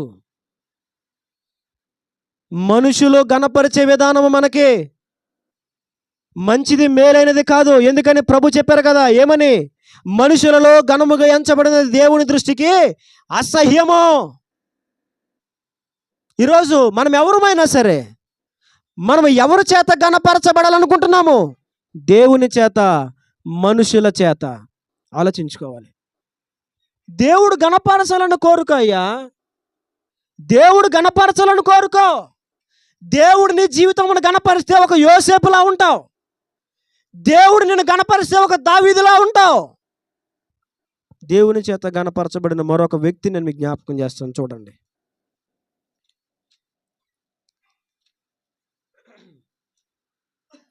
రండి, ఎస్తేరు గ్రంథము 6వ అధ్యాయము 6వ వచనం. రాజు ఘనపరచన అపేక్షించువానికి ఏమి చేయవలెనని రాజు అతన్ని అడుగగా, హామాను, నన్ను కాకపోతే ఎవరిని రాజు ఘనపరుస్తాడు అనుకొని ఇట్లా నేను, రాజా, రాజు ఘనపరచన అపేక్షించువానికి చేయ తగినదేమనగా. చెప్పాడు, చెప్తున్నాడు చూడండి. ఎవరీడు ఎవరండి? చెప్పాలి. ఎవరన్నారు ఈ మాట? హామాను. అప్పటికే చూడండి, కొన్ని దినాలు పాటుగా హామానుకి మొద్దుకై నమస్కారం చేయట్లే. నమస్కారం చేయకపోతే అప్పటికే హామాను పగబెట్టుకున్నాడు. ఆ రాజ్యములో రాజు హామాను హెచ్చించాడు, హామాను పీఠమును హెచ్చించాడు. ఎంతగా హెచ్చించాడు తెలుసా? రే, నేను రాజగుమ్మము నుంచి బయటకు వచ్చినప్పుడు ఎలా నాకు నమస్కారం చేస్తారో, హామాను వచ్చినా సరే మీరు నమస్కారం చేయాలి అని హెచ్చించాడు రాజు. ఎవరి పీఠాన్ని? హామాను పీఠాన్ని. ఇప్పుడు రాజు వచ్చినా ప్రజలు లేచి నమస్కారం చేస్తారు, హామాను వచ్చినా ప్రజలు లేచి నమస్కారం చేయాలి. ఎందుకని? రాజు హెచ్చించాడు హామానుని. అయితే ఆ రాజా గుమ్మం దగ్గర ఉన్నటువంటి సేవకులందరూ కూడా మొద్దుగా ఆ హామాను వస్తున్నప్పుడు నమస్కారం చేస్తున్నారు, అందరూ నమస్కారం చేస్తున్నారు. కానీ మొద్దుకై మాత్రం వంగకయు నమస్కారము చేయకయు ఉన్నాడు. ఏం చేయట్లేదండి? వంగట్లేదు, నమస్కారం చేయట్లేదు. అప్పుడు ఈ హామాను ఏం చేశాడు తెలుసా? ఈడు నాకు నమస్కారం చేయడా, ఈడు ప్రాణం తీయడం నాకు పెద్ద విషయమా? ఈడిదే కాదు, అసలు ఈడ జాతి ఏంటో, ఈడు కులం ఏంటో, ఈడు వర్గం ఏంటో, ఈడు గోత్రం ఏంటో తెలుసుకొని ఆ గోత్రం ఆ వర్గం లేకుండా చేసేస్తానని ఒక నిర్ణయం తీసుకున్నాడు. చట్టం పుట్టించాడు హామాను. ముద్దుకే మాత్రం నమస్కారం చేసే వ్యక్తి కాదు. అతడు మనుషులను గణపరిచేవాడు కాదు, అతను మనుషులకు నమస్కారం చేసేవాడు కాదు. ఎవరికి నమస్కారం చేసేవాడు? దేవునికి మాత్రమే నమస్కారం చేస్తాడు. ఈ పగ పెరిగిపోతుంది. హామాను ప్లాన్ వేసాడు, చంపేయాలి, ఉరి తీసేయాలని ప్లాన్ వేసాడు. ఆల్రెడీ పకడ్బందీగా ప్లాన్ కొనసాగుతూ ఉంది. ఆ ప్లాన్లో ఉన్నాడు, ఆల్రెడీ ఒక ప్రణాళిక వేశాడు. ఆ ప్రణాళికలో ఉన్నాడు. ఇంకా అది సక్సెస్ అయిపోతుంది. కొన్ని దినాల్లో ఆ మొద్దుకని ఉరి తీసేస్తాడు. ప్లాన్ ప్రకారంగా జరిగిపోద్ది. ఇలాంటి తరుణంలో ఒకరోజు రాత్రి రాజుకి నిద్ర పట్టకపోతే రాజ్య సమాచారం రాచే గ్రంథమును తెమ్మన్నాడు రాజు. తెమ్మని, ఒరే చదవరా, రాత్రి కొంచెం నిద్ర పట్టట్లేదు, ఒకసారి అది రాజ్య సమాచార గ్రంథం చదవరా అంటే ఆ గ్రంథంలో రాయబడింది, ఒకానొక దినమందున ఆ రాజుగారు ద్వారబంధము దగ్గర ఉన్నటువంటి ఇద్దరు ద్వారపాలకులు రాజు మీద పగబట్టి చంపేద్దామని ప్లాన్ వేస్తే, అప్పుడు మొర్దెకై అయిన ఒక వ్యక్తి అది తెలుసుకొని ఇదిగో సమాచారం రాజుకి చేరవేశాడు. అప్పుడు దాని గురించి రాజు విచారణ చేస్తే అది నిజమైంది. కాబట్టి రాజు ఆ ఇద్దరికి ఉరి తీశాడు అన్న సమాచారము అందులో రాయబడింది. చదివాడు రాజు. ఒరే, ఎవరు అప్పుడు నన్ను కాపాడడానికి నా విషయమై నా పక్షంగా నిలబడింది ఎవర్రా? మొద్దుకాయ అండి. ఎవరు ఆ మొద్దుకాయ ఎవరు? పలానా పలానా అది చెరలో నుంచి వచ్చేసారు కదా మన దేశము. మనం చెర తీసుకొచ్చేసాం కదా! అందులో మొద్దుకాయ ఒకడున్నాడండి ఆయన. అవునా? అరే! ఆడికి ఆ రోజు ఏమన్నా మరి గిఫ్ట్ ఏమన్నా ఇచ్చారా? అని అడిగాడు. రాత్రి. ఎప్పుడు జరుగుతుంది ఇది? రాత్రి జరుగుతున్న సంఘర్షణ ఇది. ఒరేయ్! ఆడికి ఏమన్నా ఘనత ఏమన్నా చేశారా? ఏమన్నా సన్మానం అలాంటిది ఏం చేయలేదండి. అరే! అదేంట్రా? అని మాట్లాడుతుండగా ఈడు తాట్లాడేస్తాడు. ఎక్కడ ఈడు? హామాను గాడు తాట్లాడేస్తాడు బయట. ఈడు అప్పుడే వచ్చాడు. చప్పుడు చేస్తున్నాడు. టిక్ టిక్ టక టక ఎవరు బయటంటే హామాను అండి. హామాను లోపలికి రా. వచ్చాడు హామాను గాడు. ఈడికి ఎప్పుడేంటి? హామాను జై! హామాను జై! అనాలనమాట. వచ్చాడు లోపలికి. అప్పుడు వచ్చి రాగానే అప్పుడు రాజు అన్నాడు హామానుతో, హామాను, రాజు ఘనపరచును ఉద్దేశించే వారికి ఏం చేయాలయ్యా? ఏ స్థాయిలో చేయాలి? ఎలా చేయాలి చెప్పు? అంటే మనోడు అనుకున్నాడు, నన్ను గాక ఎవరిని ఘనపరుస్తాడు రాజు అని చెప్పి మొదలెట్టాడు. ఏమని?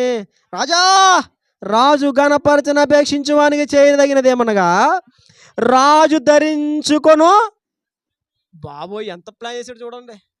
రాజ వస్త్రాలు ధరించేయాలంటే ఇప్పుడు ఎందుకని? అయ్యగారికి అదే ఆశ. రాజు ఘనపరచను అపేక్షించు వానికి ఏం చేయాలని రాజు అడిగితే రాజుకి చెప్తాడు ఏమని? ఈడి ఆశ, ఈడి కోరిక, ఈడు ఎలా ఘనపరచబడాలనుకుంటున్నాడో, ఎలా గొప్ప చేయబడాలనుకుంటున్నాడో ఇదంతా ఇప్పుడు ఇప్పుతున్నాడు అనమాట. ఇప్పుడు చెప్తున్నాడు. నీకేమంటే ఇష్టం అని మంచిగా ఉన్నప్పుడు అడిగామనుకో కొంతమంది అప్పుడు చెప్తారు, నాకు నాకు మటన్ బిర్యానీ అంటే ఇష్టం, నాకు చికెన్ 65 అంటే ఇష్టం, నాకు చికెన్ లాలీపాప్ అంటే లాలీపాప్, ఈ పప్పు ఆ పప్పు ఎన్ని పప్పులు వచ్చేసినాయి, ఇప్పుడు బోల్ పప్పులు వచ్చేసినాయి చెప్తారు. అండ్ అవునా కదా? మంచి వాతావరణంలో అడిగితే ఇలాగ అడిగేసరికి ఇక నన్ను తప్ప వచ్చింది ఛాన్స్ రా అని చెప్పేసి ఇంకా హృదయంలో ఉన్నది చెప్పేశాడు. ఏం చేయాలి? రాజు ధరించే వస్త్రములు అతనికి ధరించాలి. రాజు ఎక్కువ గుర్రము. ఈ ఆశ ఏంటి? రాజు ఎక్కే గుర్రం ఎక్కేస్తాడంటండి.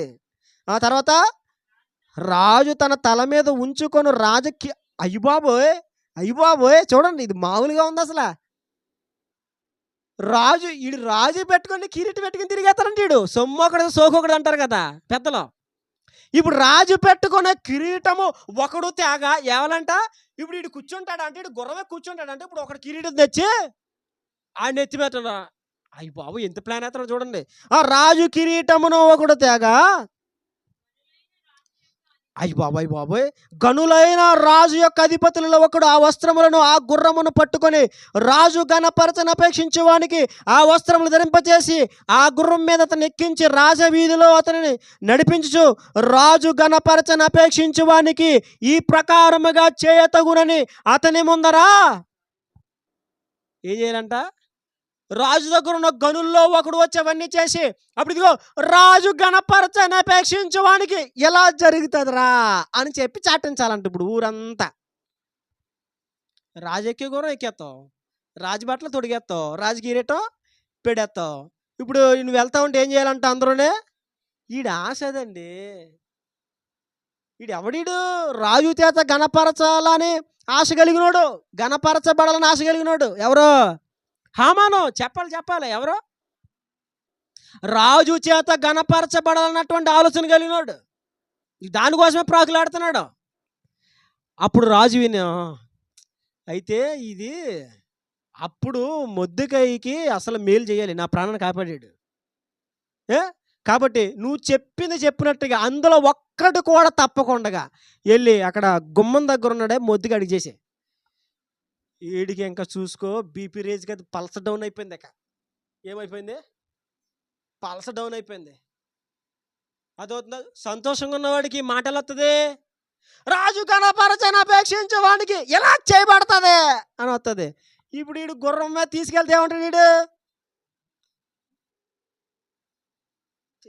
వద్దులా ముసిగేసుకోద్దు కానీ ఇక వీడు బుర్ర కిందకి దించుకొని రాజు ఘనపరచను అపేక్షించే వానికి ఇలా జరుగుతుంది. ఇక్కడ మాట రాదడికి ఇక లోపల నుంచి. ఎందుకని? అసలు ఇలా చేయించుకోవాలనుకున్నాడు. కానీ ఆ ఘనత ఎవరికి వచ్చింది? ఇది దేవుడి ఘనపరిస్థితి ఎలా ఉంటుంది. దేవునికి మహిమ కలుగును గాక. అర్థమైందా? ఒక యోసేపు రాజు చేత, ఓ యోసేపు దేవుని చేత గణపరచబడ్డాడు. ఒక దావీదు దేవుని చేత గణపరచబడ్డాడు. ఒక మొర్దెకై దేవుని చేత గణపరచబడ్డాడు. నమస్కారం చేయవే రాజుకి, నువ్వు నువ్వు పెద్ద గొప్పడు అనుకున్నావేంటి, నువ్వు పెద్ద గొప్పడు అనుకున్నావా అని ప్రతిరోజు తిడుతున్నారు. ఎవరిని? ముద్దుగాని. కానీ ఒకటే, అయ్యా నేను యూదుని, నేను అది చేయజాలనయ్యా అని ఒకటే సమాధానం చెప్పేవాడు. మీరేమన్నా అనుకున్నా అనుకోండి, నేను దయచేసి నేను చేయను. ఎందుకంటే నేను కలిగి ఉన్నటువంటి ధర్మశాస్త్రము దానికి అంగీకరించదు. దేవుడు మాకు పెట్టిన నియమాలు అందుకు ఒప్పుకోవు. దేవుడు మాకు ఇచ్చిన ఆజ్ఞలు అందుకు ఒప్పుకోవు. మొర్దెకైని ఉరి తీసి చంపేయాలనుకుంటే చివరికి ఆ మరణ మహామాను మీదకి వచ్చింది. రాజు గణపరిస్తే ఎలా ఉంటుందో, ఒక వ్యక్తిని రాజు గణపరిస్తే ఏ విధంగా ఉంటుందో ఆ రోజున ఆ సామ్రాజ్యములో ఉన్న వారందరికీ తెలిసింది. మొర్దెకైని రాజు ఎవరు రాజుగురం ఎక్కేసాడు, రాజుగిరిని పెట్టుకున్నాడు, ఎవరు రాజు వస్తలేదు. మొర్దెకైండి. ఎవరు? మొర్దెకై. అసలు ఎక్కడున్నాడు ఇంతకుముందు? రాజసేవకులలో ఒకడు మొర్దెకై. అర్థమవుతుందా? రాజు ఉన్నటువంటి ఆ పురములో సేవకుడు అండి. రాజు సేవకులందరూ కూడా కొంతమంది గుమ్మం దగ్గర కనిపెట్టుకుంటారు. అలాంటి ఒక దీన స్థితిలో ఉన్నటువంటి మొర్దెకై, చెరగొని పోబడినటువంటి మొర్దెకై, పరదేశిగా ఈ దేశానికి వచ్చినటువంటి మొర్దెకై, నీడ గూడు ఏమీ లేకుండా, ఆశ్రయం లేకుండా ఒక అనాదిగా దేశదిమ్మరగా బతుకుతున్నటువంటి మొర్దెకై, తనకంటూ ఒక పేరు ప్రత్యేకతలు ఏమీ లేకుండా బ్రతుకుతున్న మొర్దెకై ఈరోజు ఏమవుతున్నాడు తెలుసా? ఊరేగింపబడుతున్నాడు. ఎవరు వస్తున్నారా? మొర్దెకై. ఎవరు? మొర్దెకయ్యా. ఏ ఊరు? అదే యెరూషలేము. అదే ఇశ్రాయేలు ప్రజల నుంచి వచ్చాడు. ఏమైందిరా? రాజు సన్మానించాడే. అయ్య బాబోయ్, అవునా? ఏంటి ఇంత ఘనత వచ్చేసిందంటే ఇతనికి ఏమైంది? ఎవరు గణపరిచారు మొర్దెకైని? దేవుడు గణపరిస్తే ఎలా ఉంటుంది? మరి దేవుడు గణపరిస్తే ఈ స్థాయిలో ఉన్నప్పుడు నువ్వు ఇంకా ఎందుకు మనుషులు గణపరచాలనుకుంటున్నావు? దేవుడు గణపరిస్తే ఎంత ఉన్నతంగా ఉంటుంది అని నీకు తెలిసినప్పుడు ఇంకెందుకు మనుషుల పొగడ్తలు కోరుకుంటున్నావు? దేవుడు గణపరిస్తే ఎంత అద్భుతంగా ఉంటుందో నీకు తెలిసినప్పుడు ఇంకెందుకు లోక సంబంధమైన బంధువులు, కుటుంబీకులు, అన్నదమ్ములు, కన్న బిడ్డలు పొగడాలని ఎందుకు అనుకుంటున్నావు? మానేసుకోవాలి ఈరోజు ఆలోచన. మనుషుల పొగడతలంతా, మనుషుల దోషణలంతా. మనుషులు పొగడాలి అని కోరుకోవద్దు, మనుషులు దూషించారని బాధపడొద్దు. అర్థమైందా? మరలా చెప్తున్నాను, మనుషులు పొగడాలి అని కోరుకోవద్దు, మనుషులు దూషించారని బాధపడొద్దు. మీ హృదయాల్లో నాటుకోవాలి ఈ మాట. ఎవరైనా తిడితే ఊరికనే బాధపడిపోతారు చాలామంది. నేను ఒకప్పుడు అలాంటి వాడిని. మీరు అలా ఉన్నారో లేదో నాకు తెలియదు. మీలో కొంతమంది చూస్తూ ఉంటే కొన్ని లక్షణాలు నాకు చాలా బాగా నచ్చుతాయి. నా గత జీవితంలో నేను కలిగిన లక్షణాన్ని జ్ఞాపకం చేసుకుంటాను. నిజం. ఒకసారి మా జాషువా నేను తిడతాను, సీరియస్ అవుతాను. మీకు విషయం చెప్పనా? ఇంత కూడా ముఖం మార్చుకున్నట్టుగా నాకు కనబడదు.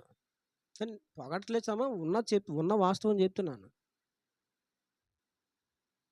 ముఖం మార్చుకున్నట్టు కానీ, వేరేగా ఉన్నట్టుగా కానీ, ఎలా ఉన్నాడో మళ్ళీ అలాగే ఉంటాడు. కొన్ని మీలో చూస్తున్నప్పుడు నేను నా గత జీవితం జ్ఞాపకం చేసుకుంటాను. మీకు అలాంటి వరాన్ని దేవుడిచ్చాడు, అలాంటి స్వభావాలు దేవుడు మీకు ఇచ్చాడు. కానీ నేను ఎలాగో తెలుసా? గొడవ అయిందనుకో 3 నెలలు 4 నెలలు మా అన్నయ్యలతో మాట్లాడడం మానేసేవాడిని. మా తాతయ్య గారితో ఒకసారి సరిగ్గా గుర్తులేదు కానీ సుమారు 5-6 నెలలు మాట్లాడడం మానేశాను మా తాతయ్య గారితో నేనే. నన్ను ఎవరైనా తిట్టారనుకో వాళ్ళ గురించి హృదయంలో పెట్టేసుకునేవాడిని చాలా కాలం. వాళ్ళతో సరిగ్గా మాట్లాడేవాడిని కాదు. సంవత్సరాలు ఒకరోజు కాదు, సంవత్సరాలు సంవత్సరాలు. కానీ ఇప్పుడు నన్ను ఎవరైనా తిట్టారనుకో, వెంటనే నేను ఆ రోజు గదిలోకి వెళ్ళి చేసే ప్రార్థన ఏంటో తెలుసా? మొట్టమొదటి ప్రార్థన, ప్రభు వారిని క్షమించు నాయన. ఏదో ఆవేశంలో తొందరపడ్డారు, ఇదిగో వారి విషయంలో నేను ఎలాంటి విభేదం పెట్టుకోలేదు, నేను కూడా వారిని క్షమిస్తున్నాను ప్రభు అని ముందు అది క్లియర్ చేసుకుంటాను. ఇప్పుడు కానీ ఒకప్పుడు నిజం చెప్తున్నాను, మామూలు మొండోడిని కాదు నేను. ఒక్కసారి మాట్లాడడం మానేశానా, ఇంకా ఆ వ్యక్తితో ఒక్కసారి కూడా ఎప్పుడు నోరెత్తి ఆ అని కూడా మాట్లాడేవాడిని కాదు. ఎందుకని? తిట్టారని? ఎందుకని? హేళన చేశారని? ఎందుకని? అపహాస్యం చేశారని? ఎందుకని? నా తప్పులు ఎత్తారని? నెలలో కానీ ఇప్పుడు అది మానేసుకున్నాను. ఎందుకో తెలుసా? మనుషుల మెప్పులు, మనుషుల ఘనతలు ఎంతవరకు? దేవుడిచ్చే ఘనత మాత్రం స్థిరమైనది. దేవునికి మహిమ కలుగును గాక. చాలాసార్లు నువ్వు నిరాశకు వెళ్ళిపోవడానికి, కృంగిపోవడానికి, భక్తిలో కొంచెం గలిబిలైపోవడానికి గల కారణం ఏంటో తెలుసా? ఎవరో నిన్ను గణపరచట్లేదని. కారణం ఏంటో తెలుసా? ఎవరో ఏదో నిన్ను అన్నారని. దులుపడాయ్. కుక్క చూడండి, శీతాకాలం వేడివేడిగా అప్పుడే పొయ్యి వెలిగించి వంట వండేసుకుని బయట కట్లు పోయా అన్ని సర్దుకుని లోపలికి వెళ్ళిపోయిన తర్వాత అది మొత్తం వచ్చేసి బూడిదంతా దువ్వేసి అందులో పడుకుంటుంది. పడుకున్నది కుక్క పడుకోవడం మీరు చూసారా? కుక్కను పెంచారా ఎవరన్నా ఇందులోనే? పెంచారా? పెంచలేదు చెప్పండి. పెంచారా? కొన్ని కుక్కలు ఉంటాయి, అవి పడుకున్నప్పుడు ఎన్ని యాంగిల్ చేస్తాయో. ఒక్కసారి 4 కాళ్ళు పైకిలే పడుకుంటాయి, ఇలా తిరుగుతాయి, అలా తిరుగుతాయి, పడుకున్న చోటే. అవును, బన్నీ ఉందిగా, మర్చిపోయి చూసారు నేను. బన్నీ నేను రాగానే స్వాగతం పలుకుతుంది. బన్నీ దానికి నాకు పడదు, నన్ను చూడక మొరుతుంది. నేను వచ్చానుండా అంటాను. నేను కొత్త చూసావు కదా అంటాను. నేను అక్కడికి వెళ్ళి ఆ బూడిదలో పడుకున్న కుక్క పైకి లేస్తే చూడండి, దానికి అప్పటికి మొత్తం బూడిదంతా పట్టేసుకుని ఉంటుంది. లెగగానే అది ఏం చేస్తుంది చెప్పండి? ఏం చేస్తుంది? దులుపడమే.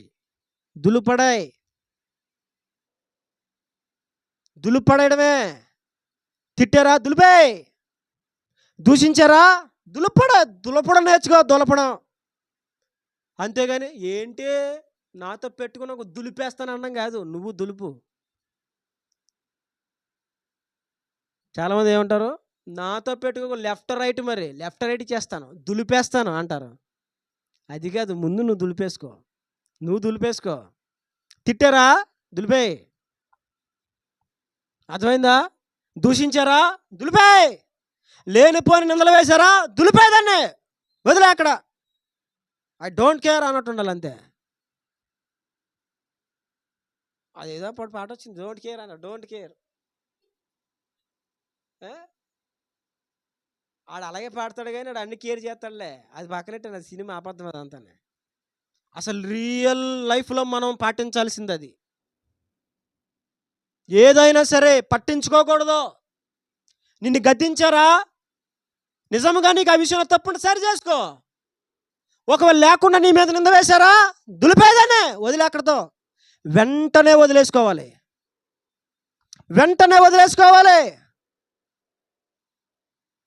అర్థమవుతుందా? నా కోసం కొంతమంది మాట్లాడిన మాటలు ఆ నోట ఈ నోట నా దగ్గరికి వస్తాయి. నేను సేవకుడిని, ఒక ఆయన కూడా సేవకుడే, తోటి సేవకుడై ఉండి అన్నాడంట, ముందు ఆయన మారు మనసు పొందమను అన్నాడంట. నన్ను విన్నాను, జస్ట్ సింపుల్గా తీసుకుని వదిలేసాను, అంతే. అర్థమవుతుందా? దేవుడు నన్ను ఎప్పుడు మార్చాడో నాకు తెలుసు. నేను స్పష్టంగానే ఉన్నా. నా పాపాలను ఎప్పుడు ఒప్పుకున్నా నాకు తెలుసు. దేవుడు తన ఆత్మ నా మీదకి ఎప్పుడు పంపించాడో నాకు తెలుసు. పరిశుద్ధాత్మ సన్నిధిని నేటికి అనుభవించగలుగుతాను, అది నాకు తెలుసు. నీ మాట నాకు పట్టింపా? నీ మాట నాకు లెక్క? ఐ డోంట్ కేర్, అంతే. అలాగని వాళ్ళ మీద కోపం ద్వేషం ఏముండదు. మళ్ళీ కనబడితే హృదయపూర్వకంగా మాట్లాడతా. మీరు అలా అన్నారంట, చిన్న ప్రస్తావన కూడా ఎత్తాను నేను, సమస్య లేదు అందులోనే. ఎందుకు ఎందుకు ఎందుకు ఉండాలి అలాగా? అలా ఉన్నప్పుడే నీవు దేవుని చేత కనపరచబడతావు. ఒకప్పుడు ఏలి అని రెఫరెన్స్లు తీయించట్లే, చెప్పేస్తున్నాను. ఆహాబు అన్నాడు, నా పగవాడా, నా పగవాడా, ప్రవక్తను పట్టుకొని అంటున్నాడు ఆహాబు. ఏలి ఎవరో మనందరూ తెలుసు. అతడు ప్రార్థన చేస్తే 3.5 సంవత్సరాలు వర్షం రాలా. అతడు ప్రార్థన చేస్తే మరలా తిరిగి వర్షము వచ్చింది. కర్మేలు పర్వతం మీదకి వెళ్ళి అతను ప్రార్థన చేస్తే ఆకాశము నుండి అగ్ని దిగి వచ్చి కందకం మీద పేర్చబడినటువంటి బలు పశు మాంసమును కాల్చివేసి ఆ కందకము క్రింద ఉన్నటువంటి ఆ నీటిని కూడా ఆవిరిగా చేసి రాళ్లను సైతము కూడా బుగ్గిగా మార్చేసింది. అంతటి ఒక బలమైన అగ్ని భూమి మీద రావడానికి వాడబడిన గొప్ప బలమైన సాధనముగా ఉన్నాడు ఏలియా. అలాంటి అభిషక్తుని పట్టుకుని ఈ ఆహాబు అంటాడు, ఏమంటాడు, నా పగవాడా. ఒరే, ఆ ఏలియా కూడా ఎక్కడ చూడరా, నేను లేపాను రాడి వల్ల, నీ వల్ల కరువు మాకు, నీ వల్లే. మళ్ళీ ఏం చేయడానికి వచ్చావేంటి ఇక్కడికి, ఎవరిని చంపడానికి వచ్చావేంటి? ఆహాబు మాట్లాడే మాటలు ఇవన్నీ కూడా. ఒక ప్రవక్త మీద ఆహాబు వేస్తున్న నిందలు. కానీ చివరికి ఏమైందో తెలుసా? కర్మేలు పర్వతం మీద ఎప్పుడైతే ఆకాశం నుండి అగ్ని దిగి వచ్చి ఆ బలిపీఠం మీద పేర్చబడినటువంటి కట్ల మీదకి వచ్చి ఆ కట్లు ఆ యొక్క మాంసమును కాల్చివేసాయో, అప్పుడు ప్రజలందరూ ఏమన్నారు తెలుసా? యెహోవాయే దేవుడు, యెహోవాయే దేవుడు, యెహోవాయే దేవుడు. దేవుడు అక్కడ ఇప్పుడు ఏలియాని గణపరిచాడు. కిషన్ గారి పాటలో కూడా ఉంటుంది కదా ఆ మాట.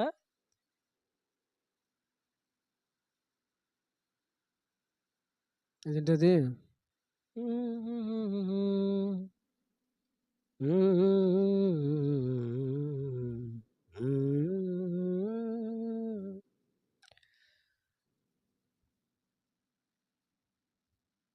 అగ్ని కానరానందున వారు సిగ్గుపడిపోయిరే అనే ఒక పదం ఉంటుంది కిషన్ గారి పాటలో. అగ్ని దిగిరాగా నీవు ఏలియాను గణపరచినావే అన్న పదం. కర్మేలు పర్వతం మీద దేవుడు ఏలియాని గణపరిచాడు. అప్పుడు దాకా ఏలియా ఎక్కడ ఉన్నాడు? కేరెతు వాగు దగ్గర, కొంతకాలం సారీపతు విధవరాల దగ్గర ఒక అనాథలాగా దరిద్రుడిగా దిక్కులేని వాళ్ళ బ్రతికాడు. కానీ ఒకానొక సమయంలో దేవుడు అతన్ని గణపరిచాడు. దేవుని చేత గణపరచబడిన మరొక వ్యక్తిని మీకు బైబిల్ జ్ఞాపకం చేస్తాను. చివరిగా ఆ వ్యక్తిని జ్ఞాపకం చేసి ముగించేస్తాను. ఇంకా ఉన్నాయి కానీ పర్వాలేదు, ఓపిక కలిగి వింటారా? చికెన్ దమ్ బిర్యానీ ఉంది ఈరోజు.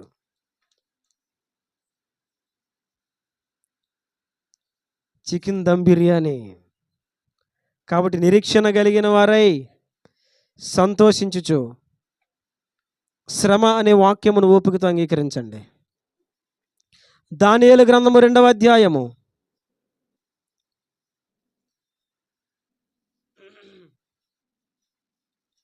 48వ వచనం.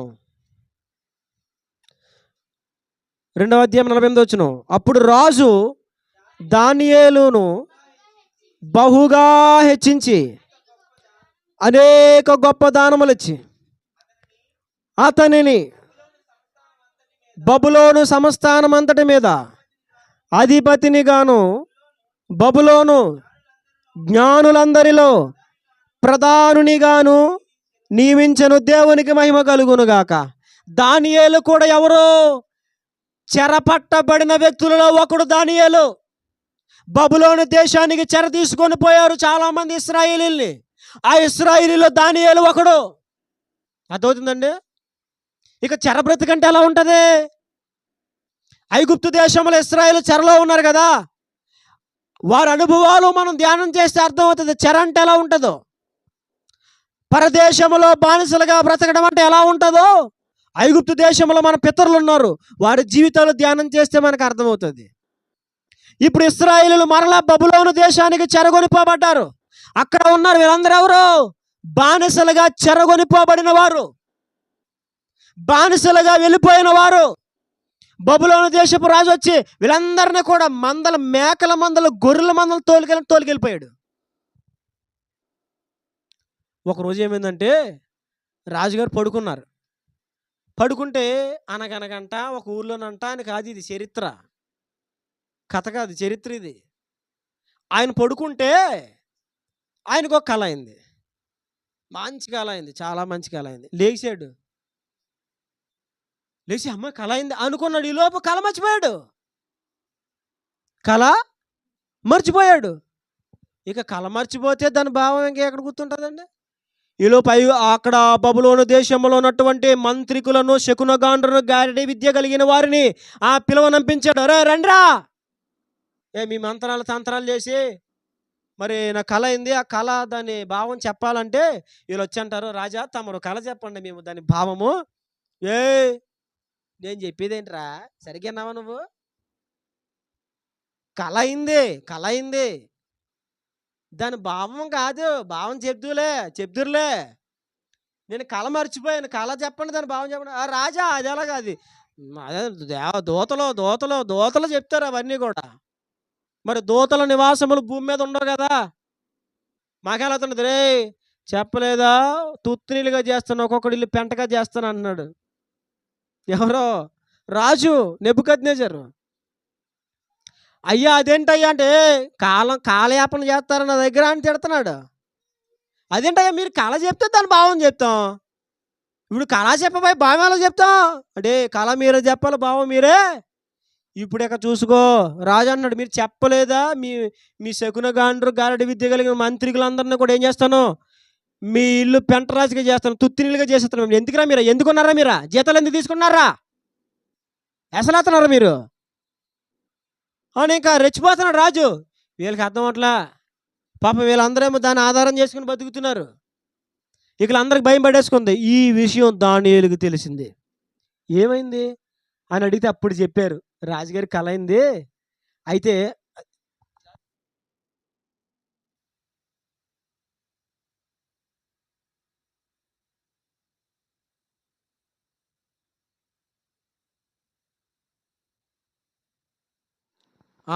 ఏం చెప్తున్నాను చెప్పండి, ఏం చెప్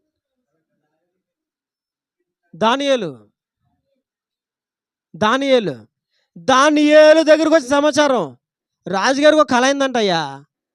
ఆయన కళ మర్చిపోడంట, దాని భావం మర్చిపోడంట. ఇప్పుడేమో ఈ మంత్రాజ్ఞలో ఈ గారడి విద్య కలిగిన వారు శకునగాండ్రులను చంపేస్తాడంట. అవునా, ఎందుకు కలవరం, ఎందుకు ఉండండి, ఆ కళ దాని భావం ఏంటో నేను ప్రార్థన చేస్తాను, దేవుడు బయలుపరుస్తాడు, అర్థమవుతుందా అని చెప్పి రాజుకి కొంచెం గడువు ఇవ్వమని అవకాశం అడిగాడు. రాజుగారిని కొంచెం టైం పెంచమనండి, మేము ఆ దైవం దగ్గర విచారణ చేస్తాం. అప్పుడు దానియేలు తన దగ్గర ఉన్న స్నేహితులు మొత్తం నలుగురు కలిసి వెళ్ళి ప్రార్థన చేస్తూ ఉంటే దేవుడు ఆ కళ దాని భావమును స్పష్టంగా దానియేలుకి తెలియజేశాడు. అప్పుడు పొద్దున్నే సంతోషంగా దేవుని స్తుతించి ఇప్పుడు దానియేలు రాజు దగ్గరికి వచ్చాడు. రాజా తమరికైన కళ ఇది, దాని భావము ఇది. తమరు కళలో ఇదిగో ఇట్లు చూశారు కదా, 7 బలిసినవి 7 చిక్కినవి, అవి పక్కన పెట్టేసండి. యోసేపుకి అయిన కళ అది. ఇక్కడ ఒక విగ్రహము, ఒక భయంకరమైనటువంటి భారీ విగ్రహము, దాని శిరస్సు మేలిమి బంగారముతో చేయబడింది, దాని కాయము దేహము ఇత్తడితో చేయబడింది, కింద ఇనుము మట్టితో చేయబడిన పాదాలు. ఇది ప్రతిమ, ఈ ప్రతిమ యొక్క వివరణ ఇది అని దానియేలు చాలా స్పష్టంగా చెప్పాడు. చెప్పగానే దానియేలు ఎగ్జాక్ట్గా అదే కళ అయింది నాకు, ఎగ్జాక్ట్గా అదే, నేను కళలో అదే చూశాను, అదే విగ్రహం చూశాను అని చెప్పి వెంటనే అక్కడ రాయబడింది. ఇప్పుడు మనం చదువుకుందాం కదా 48వ వచనంలో, అప్పుడు రాజు దానియేలును బహుగా హెచ్చించి అనేక గొప్ప దానములిచ్చి అతనిని బబులోను సంస్థానం మీద అధిపతిని గాను, బబులోను జ్ఞానులందరిలో ప్రధానుని గాను నియమించెను. దేవునికి మహిమ కలుగునుగాక. అప్పుడు దానియేలు రాజు ఏం చేశాడు, హెచ్చించి అనేక గొప్ప దానములు ఇచ్చి అతని బబులోను సంస్థానం అంతటి మీద అధిపతిగా చేశాడు. ఒకప్పుడు ఎవరు దానియేలు? చెరపట్టబడిన వారిలో ఒకడు. ఒకప్పుడు ఎవరో దానియేలు బానిసగా వచ్చినవాడు. ఒకప్పుడు ఎవరో దానియేలు పరదేశి. కానీ ఇప్పుడు ఏమయ్యాడు తెలుసా? ఆ బబులోను సంస్థానములో పెద్ద సంస్థానం, అది గొప్ప రాజ్యము. కొన్ని రాజ్యాలన్నింటిని క్రోడీకరించి పరిపాలన చేస్తున్నాడు నెబుకద్నెజరు. అప్పటికే కొన్ని రాజ్యాలను కలిపి పరిపాలన చేస్తున్నాడు. అలాంటి సంస్థానములో దానియేలు పీఠమును రాజు నెబుకద్నెజరు హెచ్చించి అతని అధిపతుల మీద గొప్ప అధికారిగా చేశాడు. ఇది దేవుడు గణపరిస్తే ఎలా ఉంటుంది? అర్థమవుతుందా? దేవుడు యోసేపును ఏ విధంగా గణపరిచాడో మనం చూసాం. దేవుడు దావీదును ఎలా గణపరిచాడో మనం చూసాం. ఆ మూడవది ఎవరిని గణపరిచాడు దేవుడు చెప్పండి? మొర్దుకైన దేవుడు గణపరిచాడు. ఆ తర్వాత ఏలియాను దేవుడు గణపరిచాడు. ఆ తర్వాత దానియేలు దేవుడు అది. అందుకే ప్రభు అన్నారు, నేను గణపరుస్తాను. ఏం చేస్తాను? నేను గణపరుస్తాను. ఇలా గణపరుస్తాడంట ఆయన. ఎప్పుడు గణపరుస్తాడు? చెప్పాలి. ఆహాహాహా. అది ఓకే, కానీ వాక్యంలో ఫస్ట్ మూలాంశం ఏంటి? నన్ను గణపరచు వారిని ఇలా గణపరుస్తాను. దేవునికి మహిమ కలుగును గాక. నన్ను గణపరచు వారిని నేను గణపరుస్తాను. వారందరూ దేవుని గణపరిచేవారు కాబట్టి దేవుడు వారిని అలాగున గణపరిచాడు. దేవుని చేత గణపరచబడిన వారి జీవితాలు ఇంకా బైబిల్లో చాలామంది ఉన్నాయి. కనుక ఇప్పుడు ఆలోచించండి, దేవుని చేత మీరు గణపరచబడాలని కోరుకుంటున్నారా, లేదా మనుషుల చేత గణపరచబడాలని కోరుకుంటున్నారా?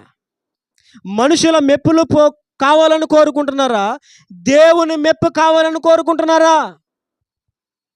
మనుషుల మెప్పులు, మనుషుల ఘనతలు కోరుకునే స్థితిలో మనం ఉన్నామంటే నేను చెప్తున్నాను, సరి అయిన ఆత్మీయ మార్గంలో మనం ఇంకా నడవట్లేదు అని అర్థం. అర్థమైందండి? మనుషుల మెప్పులు, మనుషుల ఘనతలు ఇంకా కోరుకునే స్థితిలో ఉన్నాము అంటే ఆత్మీయ జీవితంలో ఇంకా మనము పసిపిల్లలుగా ఉన్నామని అర్థం. బాగా గుర్తుపెట్టుకోండి, చివరిగా చెప్తున్నాను. ఆత్మీయ జీవితంలో పసిపిల్లలుగా ఉన్నామని గుర్తుపెట్టుకోవాలి. నా కొడుకు ఉన్నాడు, మా కొడుకు. మా కొడుకు అనాలి, ఎందుకంటే నా భార్య ఉంది కదా ఇక్కడ. మీ కొడుకనా, నా కొడుకు కాదా అంటది ఇప్పుడు ఆవిడ. ఇదో డేంజర్. అర్థమైందా? మా కొడుకు ఉన్నాడు కదా, వాడికి ఇప్పుడే కోప్పడితే తెలుస్తుంది. మొన్న శ్యామ్ బ్రదర్ వచ్చారు ఇక్కడికి, మన శామ్యూల్ వాళ్ళ తమ్ముడు.